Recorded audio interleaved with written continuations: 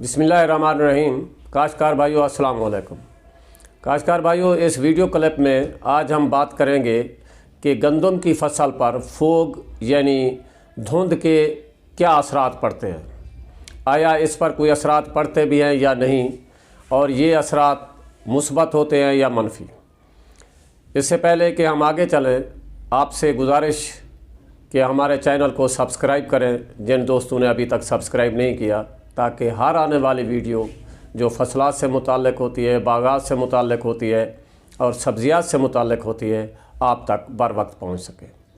काश्तकार भाइयों, इस साल अक्टूबर के आखिरी हफ्ते में और जो नवंबर का पहला पंद्रवाड़ा था, वस्त नवंबर तक हमारा जो टम्परेचर था वो नीचे चला गया। ख़ास तौर पर वस्ती पंजाब के जो दोस्त थे, उन्होंने अपनी फसल अगेती काश्त कर ली इसी दौरान, यानी अक्टूबर के आखिरी हफ्ते से लेकर 15 नवंबर तक उन्होंने फसल काश्त कर ली।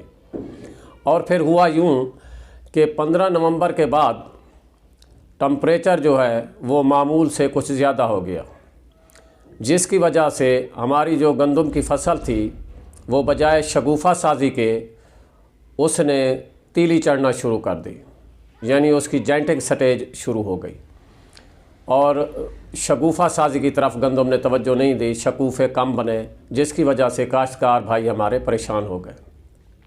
तो काश्तकार भाइयों, जहाँ पे ऐसी सूरत हाल बन रही है वहाँ कुछ इस तरह के टोटके भी हैं। कुछ ज़मींदार वहाँ पे माल मवेशी छोड़ देते हैं, कुछ ऊपर से काट लेते हैं ताकि इसकी ग्रोथ को रोका जाए। आप ये भी कर सकते हैं, या फिर पानी देकर अपना यूरिया खाद का छट्टा दे दें। अब बात यह है कि वस्ती पंजाब में ख़ास तौर पर जो है वो धुंध शुरू हो गई है। हमारी फसल पे धुंध के क्या असरात हैं, तो याद रखिए कि गंदम की फसल जो है वो विंटर लविंग है, सर्दी को बहुत पसंद करती है। अब धुंध की वजह से टम्परेचर डाउन होगा, गंदम की जो बढ़ोतरी है, तेज़ी से जो बढ़ोतरी की तरफ बढ़ रही थी वो रुक जाएगी और इसकी तवज्जो सारी की सारी शगुफ़ा साजी की तरफ हो जाएगी। दूसरे लफ्ज़ों में धुंध का गंदम को फ़ायदा ही होगा। हाँ, अलबत्ता उन इलाकों में जहाँ आपाशी हो चुकी है और ज़मीनें बहुत चिकनी हैं, भारी ज़मीनें हैं, सख्त ज़मीनें हैं, मसलन हमारे डेरा गाजी खां के इलाके जो हैं, शाह सदरुद्दीन, पीर आदिल, चोटी ज़ेरीन, इसी तरह राजनपुर के जो इलाके हैं, दाजल, मोहम्मदपुर, फाजिलपुर और ख़ुद राजनपुर की जो तहसील है, ये इलाके बहुत पक्के हैं।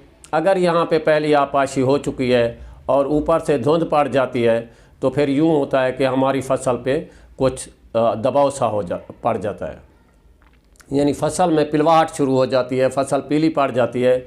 और बाज़ जगहों पे क्योंकि नीचे पानी होता है और ऑक्सीजन दाखिल नहीं होती, फसल मरना भी शुरू कर देती है, क्योंकि खुराक के लिए ज़रूरी होती है कि जड़ों में ऑक्सीजन मौजूद हो। तो ऐसी हालत में अगर हम 2 किलो फ़ी एकड़ के हिसाब से गंदम पर स्प्रे कर दें तो हमारी फसल मरने से बच जाएगी, और जब धुंध ख़त्म हो जाएगी तो इंशाल्लाह फसल ठीक हो जाएगी। हाँ, अलबत्ता जहाँ पे धुंध कुछ प्रोलॉन्ग हो जाती है, इसका दौरानिया बढ़ जाता है, तो गंदम के लिए नुकसानदेह साबित होता है, क्योंकि इस तरह गंदम की फसल की जो बढ़ोतरी भी रुकी रहती है और फिर फंगस यानी रस्ट वगैरह के अटैक होने का भी ख़दशा रहता है। हाँ, अलबत्ता जहाँ पे धुंध जो है 12-1 बजे तक रहती है और फिर 2 बजे के बाद धूप निकल आती है, सूरज निकल आता है, तो ऐसी हालत में गंदम को कोई नुकसान नहीं होता। बहरहाल बासूरत मजमूई हमारी गंदम की फसल पर धुंध के मुस्बत ही असरात होते हैं, मनफी असरात नहीं होते। तो काश्तकार भाइयों, ये तो बात होगी फसल के हवाले से। हमारे वो दोस्त जो रोड पे सफ़र कर रहे हैं, मोटरवे पे या दूसरे, उनके लिए धुंध जो है ज़रूर ख़तरनाक है। उन दोस्तों से जो गाड़ी ड्राइव कर रहे हैं, उनसे गुजारिश है कि वो गाड़ियों का फ़ासला रखें इस धुंध में और अपनी जान की भी हिफाजत करें, क्योंकि आप जानते हैं कि आपके लिए आपके घर में आपके वालिदैन, आपके बच्चे, आपके बहन भाई आपका बड़ी शिद्दत से इंतज़ार कर रहे होते हैं। इसलिए ड्राइविंग के दौरान, इस धुंध के दौरान आप कोशिश करें, पूरी एहतियात करें। तो काश्तकार भाइयों, ये बातें आपसे शेयर करनी थी। अपनी दुआओं में याद रखिएगा। इजाज़त चाहूँगा। खुदा हाफ़िज़।